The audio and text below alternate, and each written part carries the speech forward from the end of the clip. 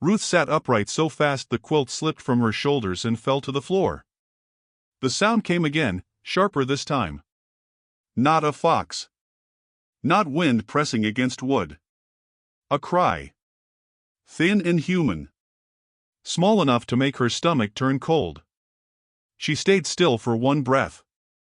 Then another. The cry came again.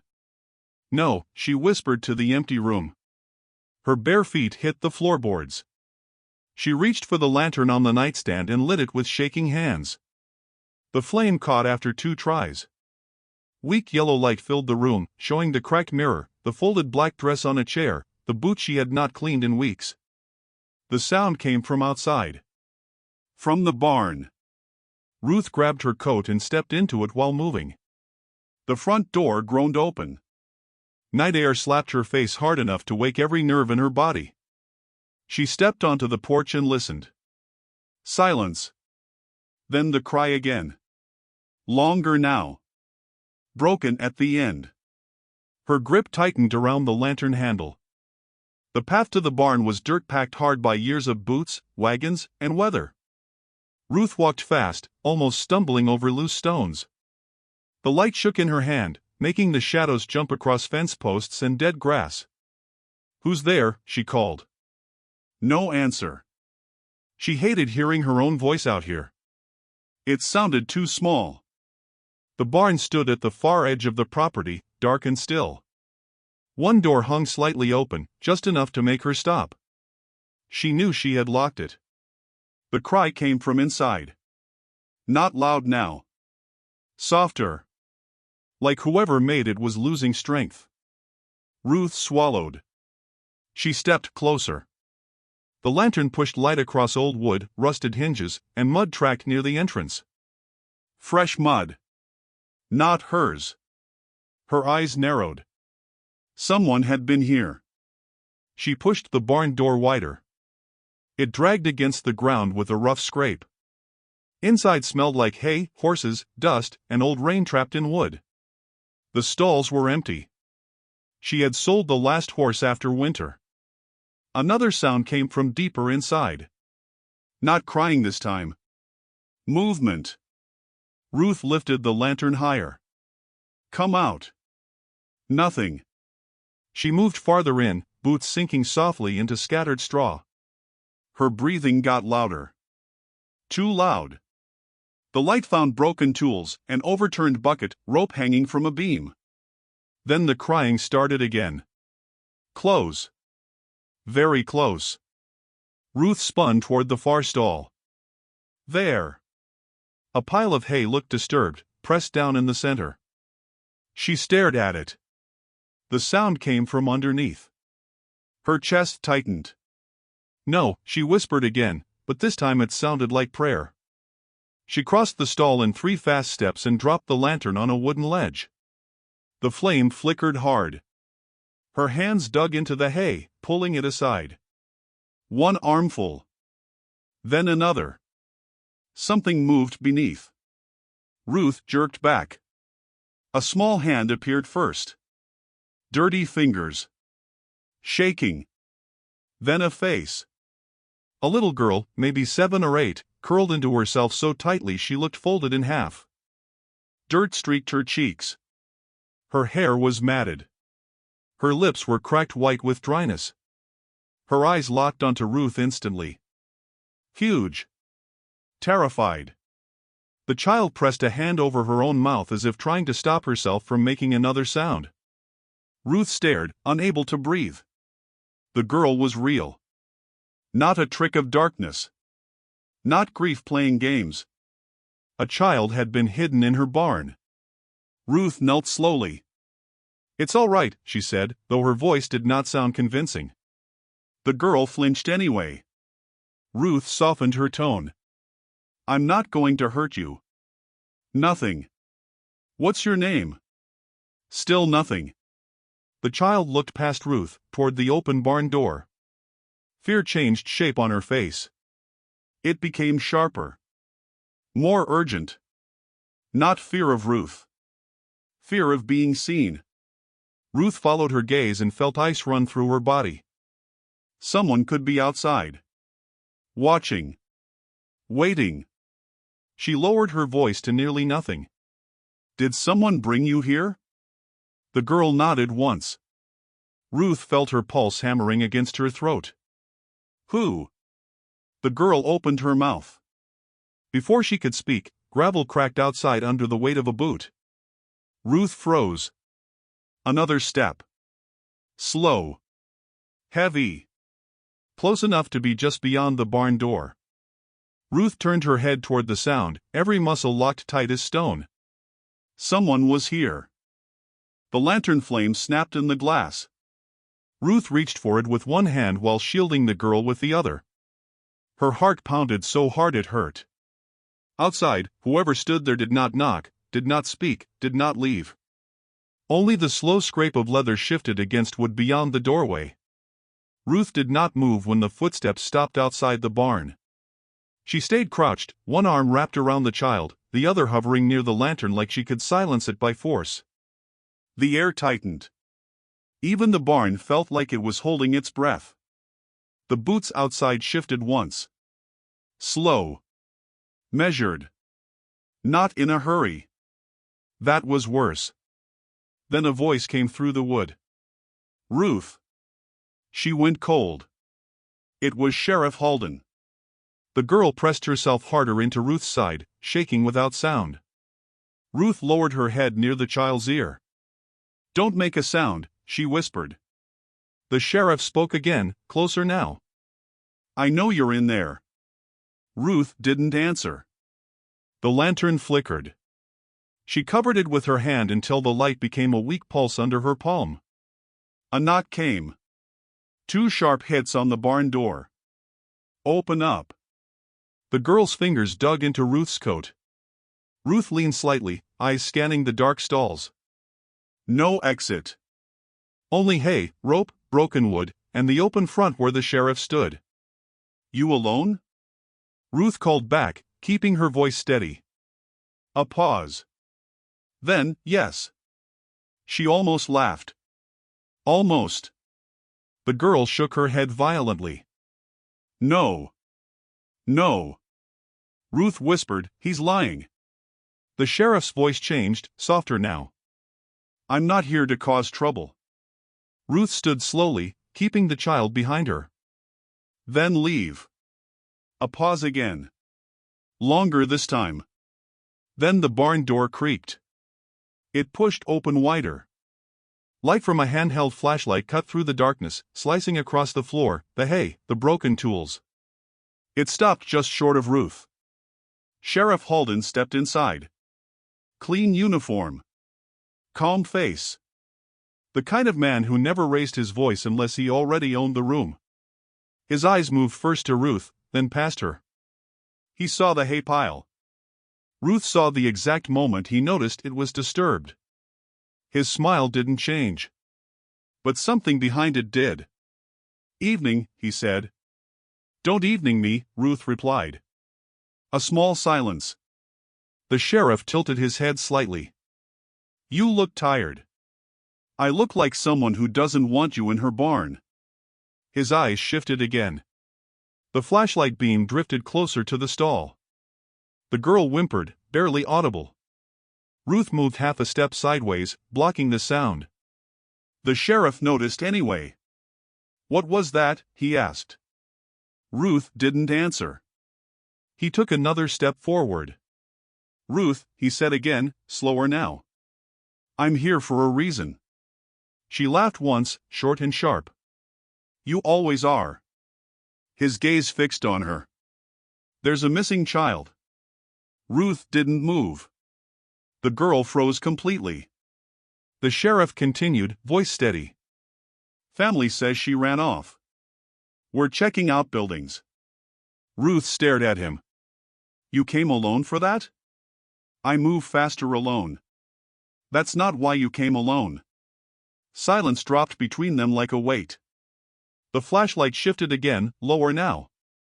Closer to the hay. Ruth stepped sideways again. Don't, she said. The sheriff stopped. A long pause. Then, don't what? Don't pretend you don't hear her. The sheriff exhaled slowly. Ruth, step aside. No. The word hit the barn harder than a shout. The sheriff's tone sharpened just slightly. You're making this worse. Ruth shook her head. You already made it worse. The flashlight dipped again. The girl made a sound this time. A tiny broken gasp. The sheriff turned his head instantly. There. Now he knew. Everything in his face changed, but only for a second. Long enough for Ruth to see the truth underneath the calm. Recognition. Not surprise. Recognition. Ruth's voice dropped. You weren't looking for her. The sheriff didn't answer. Ruth stepped forward 1 inch. You knew she was here. The barn felt smaller now. The sheriff finally spoke, quiet and controlled. You don't understand what you're holding. Ruth replied instantly. A child. No, he said. Evidence. The girl pressed into Ruth harder. Ruth's voice cracked slightly. She's alive. The sheriff's eyes flicked to the hay again. Not for long if this goes wrong. Ruth went still. A new silence settled. Outside, something shifted in the dirt again. Another vehicle? Or someone waiting in the dark beyond the barn? Ruth heard it too. The sheriff stepped closer. Listen to me, he said. Give her to me. Ruth shook her head. No. Ruth. No. His voice lowered. You think you're protecting her. I am protecting her. You're delaying what already started. Ruth tightened her grip on the girl. What started? The sheriff didn't answer immediately. Then, carefully, people will come looking. Not just me. Ruth's throat went dry. The girl whispered for the first time, barely audible. He's lying. Ruth looked down at her. The sheriff heard it. His eyes snapped toward the sound. There, he said softly. Ruth moved instantly, blocking him again. The sheriff raised the flashlight slightly. Ruth stepped forward into the beam. Leave, she said. He didn't move. For the first time, his calm cracked just a little. Ruth, he said again, quieter now. You don't know what she's tied to. Ruth stared at him. I know enough, she said. A long pause. The sheriff lowered his flashlight slightly. His voice softened. Then you know this doesn't end clean. Ruth didn't answer. The girl trembled between them. The barn creaked as the wind pressed against it. And the sheriff took 1 step closer to the hay. Ruth felt it before she saw it. The shift in the barn air, like something had changed its mind about staying hidden. The sheriff's flashlight stopped moving. The beam held steady on the hay, just inches from the place where the girl was curled up in silence. Ruth stepped in front of it completely. Stop, she said. Sheriff Halden didn't move right away. His face was still calm, but the calm had edges now. You're blocking me, he said. I'm stopping you. A pause stretched between them. The girl didn't breathe. Ruth could feel her shaking through her arm. The sheriff lowered the flashlight slightly, but not enough to give up control of the light. Step aside, Ruth. No. His eyes narrowed just a fraction. You're making a mistake. Ruth let out a short breath. Funny. I was thinking the same about you. The barn creaked again as wind pushed against old wood. Somewhere outside, something shifted, boots, maybe, or just gravel settling under weight. The sheriff heard it too. His gaze flicked briefly toward the door. You're not alone, Ruth said. I never said I was. That's the problem, she replied. A silence dropped heavy again.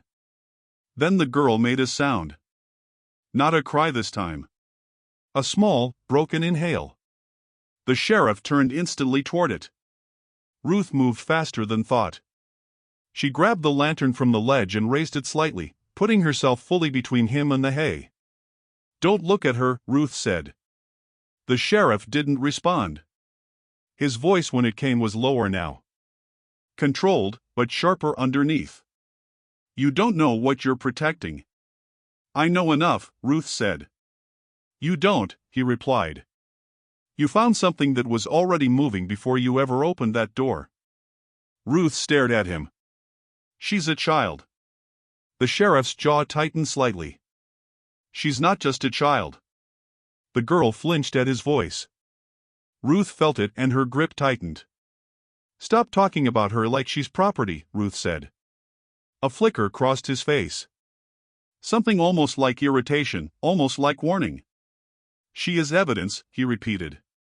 Ruth laughed once, but there was no humor in it. "You keep saying that word like it makes you right." "It makes me responsible." "Responsible for what?" The sheriff didn't answer immediately. Instead, he took one slow step forward. Ruth didn't move. Another step. Now he was close enough that the flashlight beam grazed her shoulder instead of the hay. "Step away," he said again, quieter. "No." His voice hardened slightly. "I don't want to do this in front of her." Ruth looked him dead in the eye. "Then don't." A pause. The barn felt smaller with every breath. Then the sheriff shifted his weight and reached slightly toward his belt. "Not fully. Not yet. But enough." Ruth saw it. The girl saw it too. Ruth's voice dropped. "Don't." He stopped. For a moment, nobody moved. Then from outside the barn, a second sound came. Not footsteps this time. An engine. Slow. Idling. Ruth felt it in her bones before she understood it. "Back up." The sheriff exhaled through his nose. "You think I came alone?" he asked quietly. Ruth didn't answer. The girl pressed her face into Ruth's side now, hiding completely. The sheriff continued, "This doesn't stay in one barn, Ruth. It spreads." Ruth shook her head. "What are you talking about?" His eyes shifted briefly to the hay again. "You already saw too much." Ruth's voice sharpened. "No. I saw a child under straw. That's all I saw." "That's not all," he said. Silence again. The engine outside got louder for a second, then steadied. Ruth could feel it now. Pressure from outside and inside at the same time. The sheriff stepped slightly to the side, trying to angle past her. Ruth moved with him immediately. "I said no," she repeated. His patience cracked just enough to show something raw underneath. "Ruth, move." "No." He stared at her. The flashlight dipped slightly now, no longer steady. The girl whispered, barely audible, "Don't let him." Ruth nodded without looking down. The sheriff heard it. His expression tightened again. "You don't understand what happens next," he said. Ruth answered instantly. "Then explain it." A pause. He looked at her like he was deciding how much truth was dangerous. "Finally, people will come here who don't ask questions." Ruth's grip tightened on the lantern. "Like you?" His eyes hardened. "Worse than me." Ruth didn't respond. Outside, the engine shut off. Silence returned, but it wasn't empty anymore. It was waiting. The sheriff lowered his voice. "Last chance." Ruth shook her head slowly. "No." Something in him changed then. Not anger. Not fear. Something more controlled. Final. He stepped back half a step. Ruth didn't relax. Instead, she felt it, the shift. Like the moment before a storm breaks. The sheriff looked at her one last time. "You should have stayed out of this," he said. Ruth answered without hesitation. "I didn't go looking for it." He turned his head slightly toward the door. "Now it found you," he said. And outside the barn, a second set of boots finally stepped onto the wood threshold. Ruth didn't move when the second set of boots hit the barn floor. She already knew what was coming before she saw it. The sheriff had stopped being the only danger the moment he said, "Now it found you." The barn felt sealed off now. Like the world outside had closed its fist around it. A second man stepped in. Not a deputy. Not dressed the same. No badge visible. Just a dark coat, clean boots, and a stillness that didn't belong in a place like this. The sheriff didn't look at him right away. That alone told Ruth everything. The man's eyes moved first to the hay, then to Ruth, then finally to the girl hidden behind her. A slow smile touched his face, but it didn't reach his eyes. "There she is," he said softly. The girl made a sound behind Ruth, small, sharp, terrified. Ruth tightened her grip. "Don't speak to her." The man tilted his head slightly. "And you are?" Ruth didn't answer. The sheriff finally spoke, quieter than before. "She's involved now." The man's smile faded a little. "That wasn't the plan." Ruth looked between them. "What plan?" No answer. The girl whispered again, barely a breath. "Mama said, the woman near the well." Ruth froze. The words hit her harder than the cold air. The sheriff heard it too. His eyes flicked up instantly. The second man stopped smiling completely. Ruth's voice dropped. "What did she just say?" The sheriff didn't answer. The man stepped closer instead. "Child," he said gently, like he was trying to calm a frightened animal. "What did you say?" Ruth moved slightly, blocking him. "Don't." He ignored her. "Say it again." The girl pressed into Ruth's back. "No." The man's voice stayed calm. "It's all right. You're safe." Ruth let out a sharp laugh. "Safe?" The sheriff finally spoke, tense now. "Enough." The man raised a hand slightly, not to stop her, but to silence the sheriff. That silence was worse. Ruth felt it then. The shift in control. The sheriff was no longer in charge. The man crouched slightly, lowering himself closer to eye level with Ruth and the girl. "What's your name?" he asked softly. The girl didn't answer. Ruth did. "She's not yours to question." His eyes lifted to Ruth. "Everything here is connected to me whether you like it or not." Ruth shook her head. "No. She's not." A pause. Then the man said it. The name. Not loud. Not dramatic. Just calm. But it froze the air. The girl reacted instantly, her body locking, breath stopping for a second like she'd been struck. Ruth didn't understand the weight of it yet, but she felt it in the way the sheriff looked away for half a second. The man repeated it. "That's her family." Ruth's voice turned sharp. "What family?" The sheriff finally spoke, quieter now. "Don't say it here." Ruth turned toward him. "Why not?" He didn't answer. The man stood slowly again. "Because it spreads when it's spoken too freely." Ruth stared at him. "What spreads?" He looked at her for a long moment before answering. "Trouble," he said simply.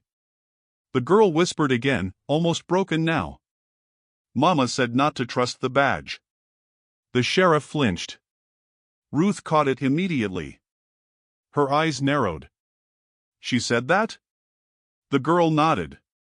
Silence dropped again. The man exhaled slowly. Then she was already warned. Ruth stepped forward slightly. "Warned about what?" No answer. The sheriff spoke again, strained. "This is going too far." The man didn't look at him. "It's already gone too far." Ruth's voice sharpened. "Stop talking around it. Tell me what she is." The man finally met her eyes fully. "She is a mistake someone tried to bury," he said. The girl shook her head violently. No. Ruth turned to her immediately. Hey. Look at me. The girl's eyes locked onto hers, trembling. Ruth softened her voice. You're safe. I've got you. But even as she said it, she didn't fully believe it anymore. The man stepped closer again. You don't understand what you're holding, he said. Ruth replied instantly. A child. A pause. Then the sheriff said it quietly, almost like surrender. Not just her. That landed heavier than anything else. Ruth's breath slowed. What does that mean? The man finally straightened fully. It means, he said, you opened something that was never meant to be opened. Outside, the wind pushed against the barn again. The wood groaned. The girl whispered one last time, barely audible. The well. Mama said don't go back to the well. Ruth felt it then. Not fear exactly. Recognition. Something buried. Something she had tried not to remember. The sheriff looked at her carefully now, like he was waiting to see if she remembered too. And in the silence that followed, Ruth realized the truth was no longer outside the barn. It was already inside her. Ruth heard the crack before she saw the light. It wasn't a sound from the barn anymore. It came from behind the house, sharp, deliberate, like something breaking open on purpose. Then the glow rose into the night. Orange. Hungry. Growing too fast. The sheriff's voice from the barn was still in her ears, but it was drowned immediately by the heat of what was happening outside. No, Ruth whispered. She moved without thinking. The girl grabbed her sleeve. Don't go. Ruth hesitated just 1 second. Then another burst of fire hit the air, and that was enough to decide. I have to, Ruth said. She pushed the barn door open. The cold night hit her first. Then the light. Her house was burning. Not slowly. Not accidentally. It was controlled. Intentional. The porch was already gone. Flames climbed the walls like they knew the structure too well, like they had been taught where to go. Ruth stepped forward and stopped. The sheriff stood near the edge of the yard. Not inside the firelight. Watching. Beside him, the second man stood still, arms crossed, face unreadable. Ruth's voice broke the silence. You did this. The sheriff didn't answer. The second man did. You should have stayed out of it. Ruth took a step forward. That's my house. The sheriff finally spoke, calm but lower now. It was a warning. Ruth laughed, but it came out sharp and broken. A warning? You burned my home for a warning? The fire snapped louder behind her, wood collapsing inward. The girl stood in the barn doorway, watching, frozen. Ruth pointed toward them. She's a child. You brought fire for a child? The second man shook his head slightly. Not for her. Ruth's eyes narrowed. Then for what? The sheriff finally looked directly at her. For what she knows, he said. Ruth's breath caught. She doesn't know anything. A pause. Then the girl's voice came from behind Ruth. I know. Everyone turned slightly. The girl stepped forward just 1 step into the light. Small. Dirty. Shaking. But not hiding anymore. Ruth turned quickly. No, go back. The girl shook her head. The second man watched her carefully now. Not like a child. Like something measured. The sheriff spoke again. You see? It's already out. Ruth's voice turned sharp. Out? She's 8 years old. The second man corrected softly, not everything about her is small. Ruth snapped back instantly. Stop talking like she's a thing. The fire behind them cracked loudly as part of the roof collapsed. The girl didn't flinch. That was what scared Ruth most. The girl looked at the burning house. Then at the sheriff. then at the second man, and finally at Ruth. "They lied to my mama," the girl said. Ruth stepped closer. "Who did?" The girl hesitated. The sheriff's jaw tightened slightly. The second man's expression didn't change. "Names don't matter anymore," the second man said. The girl shook her head quickly. "Mama said names matter." Ruth nodded. "She's right." The sheriff took a slow step forward. "Listen carefully." Ruth stepped between him and the girl again. "Don't talk to her." The sheriff exhaled. "This isn't about her anymore."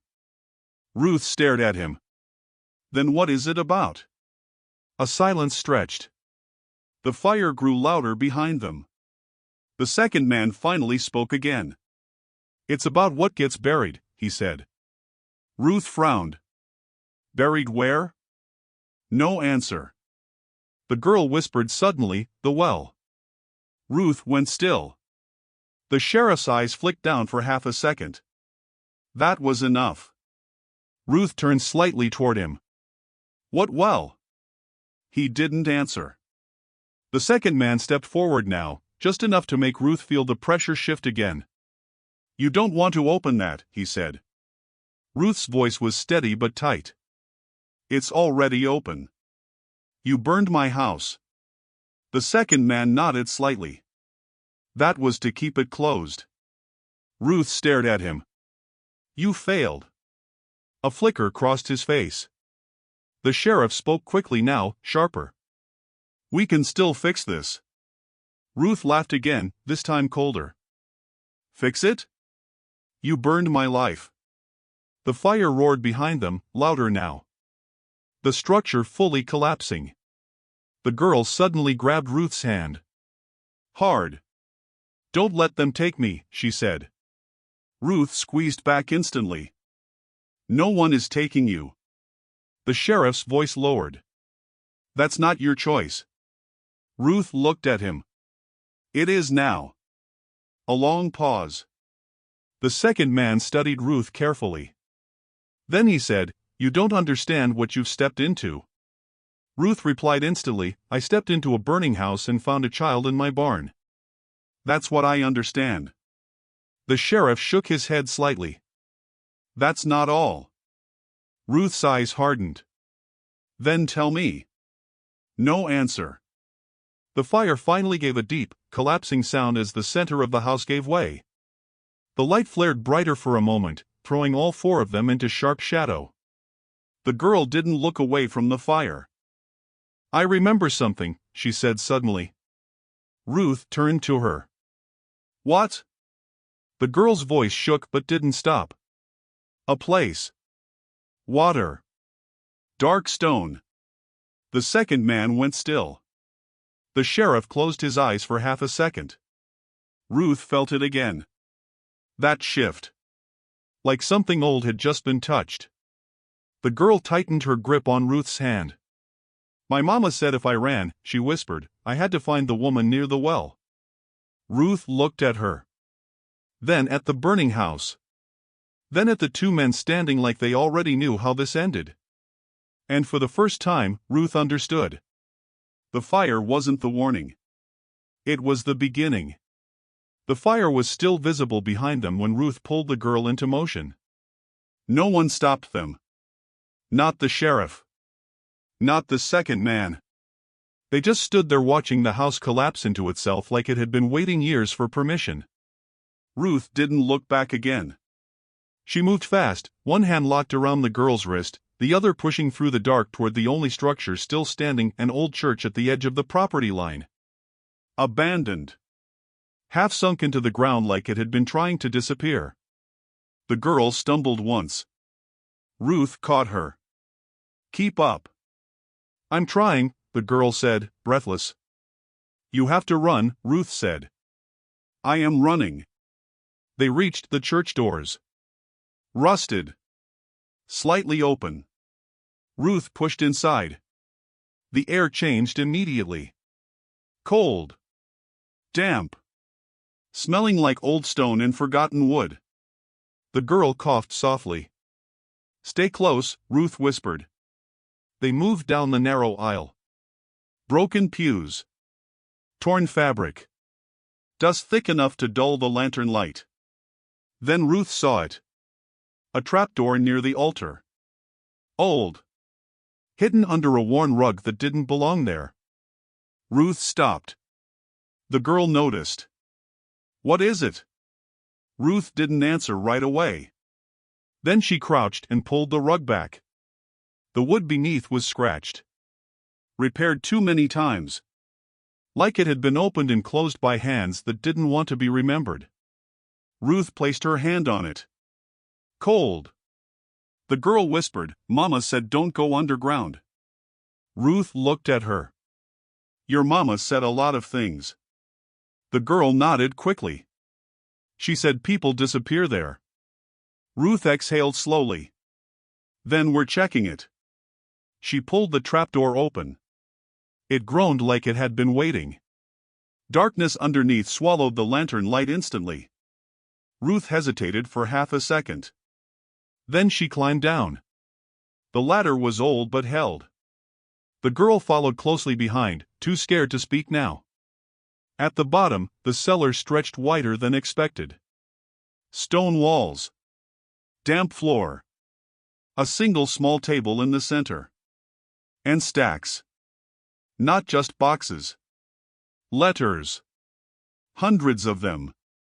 Ruth stopped. The girl came down beside her and froze too. What is all this? The girl whispered. Ruth stepped forward slowly. Her lantern light passed over the table first. On it, envelopes tied with faded string. Some opened. Some still sealed. Names written on each one. Not random names. Families. Places. Dates. Ruth's breathing changed. She reached out and picked one up. Her fingers shook slightly. The girl watched. Do you know them? Ruth didn't answer immediately. Then she opened it. Inside, a letter. Handwritten. Old. Her eyes scanned it fast. Her face changed. The girl stepped closer. What does it say? Ruth swallowed. It's from a mother. The girl frowned. My mama? Ruth hesitated. No. She opened another. Then another. Each one the same pattern. Warnings. Requests. Names of children. And one repeating phrase written in different handwriting across multiple letters. The well is not empty. The girl repeated it softly. The well is not empty. Ruth felt something cold settle in her chest. She turned slowly, scanning the room again. The cellar walls weren't just stone. There were markings. Scratches. Symbols carved into the rock. Not random. Organized. Like a system. The girl whispered, Why would someone hide letters down here? Ruth's voice came out lower than she expected. Because someone didn't want them found above ground. The girl hugged herself. Who wrote them? Ruth picked up another envelope. This one was different. Thicker. Addressed simply. To the woman who will understand. Ruth stopped. Her hand didn't open it immediately. The girl noticed. What is it? Ruth's throat tightened. I don't know yet. Behind them, somewhere above the church, a distant sound echoed. A vehicle. Then another. Ruth's head snapped up. The girl stiffened instantly. They found us? Ruth didn't answer. Instead, she opened the envelope. Inside was a single sheet. Short. Direct. Ruth read silently at first. Then her face changed completely. The girl stepped closer. Tell me. Ruth's voice broke slightly. It has my name. The girl froze. What? Ruth looked at the paper again like she didn't trust it. It's addressed to me, she said. The girl's voice dropped. From who? Ruth didn't answer immediately. Then she whispered, my mother. Silence. The girl stared at her. But you said. Ruth cut her off. I didn't know. Her hands tightened around the letter. The sound of engines outside grew louder. Closer now. Ruth folded the letter quickly. Listen to me, she said. The girl nodded fast. Ruth grabbed 2 envelopes and shoved them into her coat. We leave. Now. The girl hesitated. What about the rest? Ruth looked at the stacks of letters. Then at the walls. Then at the trapdoor above. We can't carry the past, she said. The girl whispered, but it's still here. Ruth met her eyes. So are we. Another engine outside. Then voices. The sheriff. Ruth grabbed the girl's hand again. Stay behind me, she said. The girl nodded. As they moved toward the ladder, Ruth looked back one last time at the cellar full of sealed truths. And realized something worse than fear. This wasn't where the story ended. It was where it had been kept alive. The engine sounds didn't stop. Ruth knew that before she even reached the top of the ladder. She paused with the girl just beneath the trapdoor, listening. Above them, voices moved through the church like they already owned it. Spread out, someone said. A sheriff's voice followed. She's still inside. Ruth looked at the girl. Stay quiet. The girl nodded fast, eyes wide, holding her breath like it was something she could lose.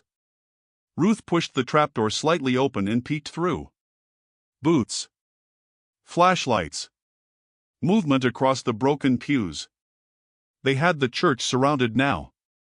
Ruth lowered the trapdoor again. We can't go out that way, she whispered. The girl whispered back, then where?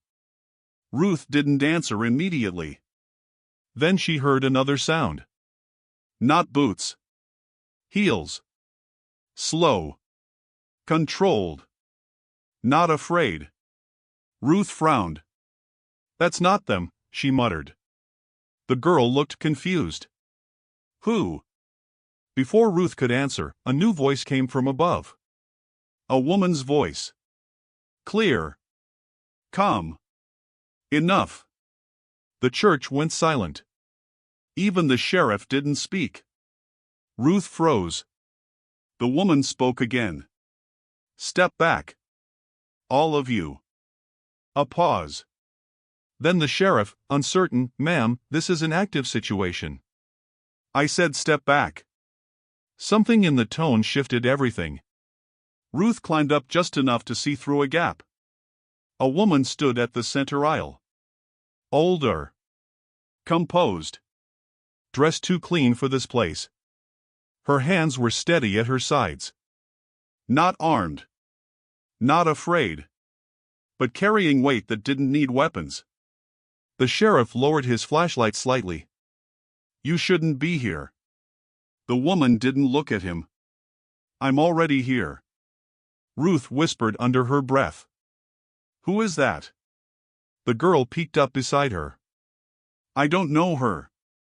The woman's eyes moved slowly across the room. Then stopped. Right on the trapdoor. Ruth went still. The woman spoke again. You can come up now. Ruth didn't move. The sheriff stepped forward slightly. Ma'am, I need you to. Quiet, the woman said. He stopped. Not because he wanted to.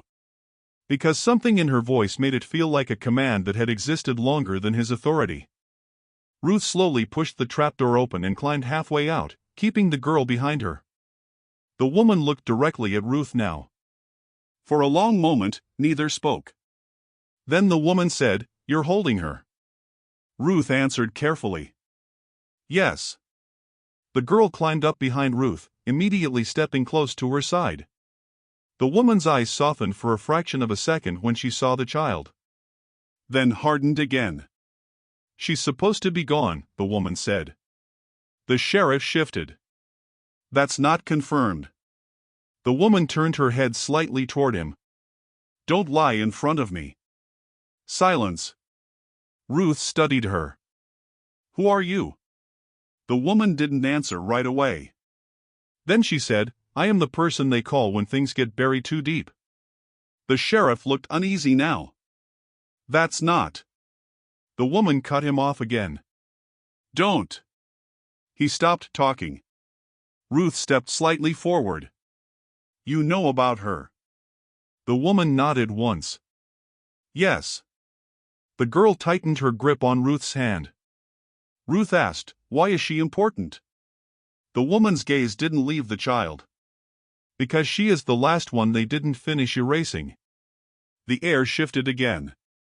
Even the sheriff went still. Ruth's voice dropped. Erase? The woman finally looked at Ruth fully. You saw the letters, she said. Ruth froze. The woman continued, then you already know this didn't start with her. Ruth swallowed. It started with the well. The woman nodded slightly. Yes. The sheriff stepped forward again. We can handle this internally. The woman turned toward him slowly. That's what you said the last time, she replied. The sheriff didn't answer.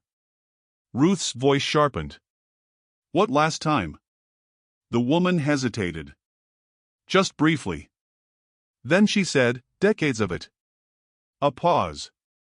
Then she looked at the girl again. This child wasn't lost, she said quietly. She was placed. The girl shook her head fast. No. Ruth bent slightly toward her. Hey, hey. Look at me. The girl did. Ruth softened her voice. You're here now. That's what matters. The woman watched this exchange closely. Then she said, you shouldn't have found her. Ruth frowned. I didn't go looking. I know, the woman replied. The sheriff spoke again, frustrated now. This is becoming unstable. The woman turned slightly toward him. It was unstable before you arrived. He clenched his jaw. Ruth asked, what do you want from us? The woman's answer was immediate. Truth, she said. A long silence followed. Then Ruth pulled the folded letters from her coat. The woman's eyes dropped to them instantly. She didn't ask to see them. She already knew.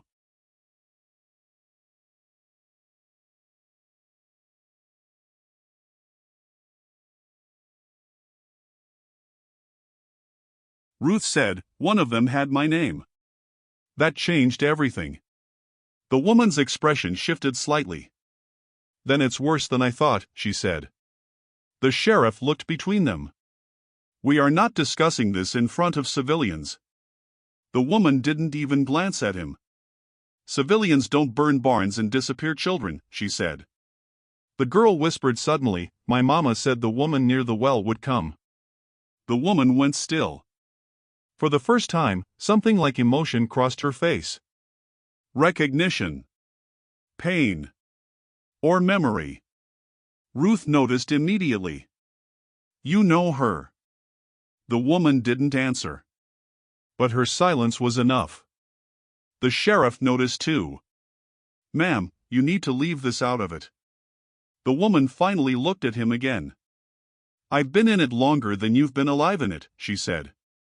The fire from Ruth's burned house flickered in the distance, casting faint light through the broken windows. The girl stepped closer to Ruth. And Ruth realized something she didn't want to accept. This wasn't rescue. It was inheritance. Ruth didn't wait for permission.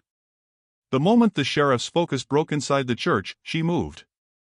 Not fast at first, careful, controlled, like someone walking through a room full of glass. The girl stayed close to her side. The governor's wife followed behind them without hesitation. Outside, the morning was already breaking, pale light cutting through smoke still hanging in the air from the burned house. And ahead of them, town. The courthouse stood at its center like a fixed truth everyone pretended was clean. It wasn't. Ruth felt it the closer they got. people were already gathering. Whispers. Movement. Curiosity dressed up as concern. Someone had spread the word faster than the sun. The sheriff arrived first. Of course he did. He stepped onto the courthouse steps like he still controlled the ground beneath him. "Ruth," he called out. She didn't stop walking. The girl tightened her grip on Ruth's hand. The governor's wife slowed slightly but kept pace. The sheriff raised his voice. "This is not how this is handled." Ruth kept walking. He stepped down one step. "You're endangering a minor," he said. Ruth finally stopped. Just short of the steps. She looked up at him. "You burned my house," she said. A ripple moved through the crowd. The sheriff's jaw tightened. "That was not authorized." Ruth laughed once. "So you admit it?" A pause. Then he said carefully, "We contained a threat." The girl flinched at the word. Ruth felt it immediately. She turned slightly toward the girl. "Look at me." The girl did. Ruth said softly, "You're not a threat." The sheriff spoke louder now, addressing the crowd more than her. "There is misinformation spreading." The governor's wife stepped forward. That changed the energy instantly. Even the sheriff hesitated.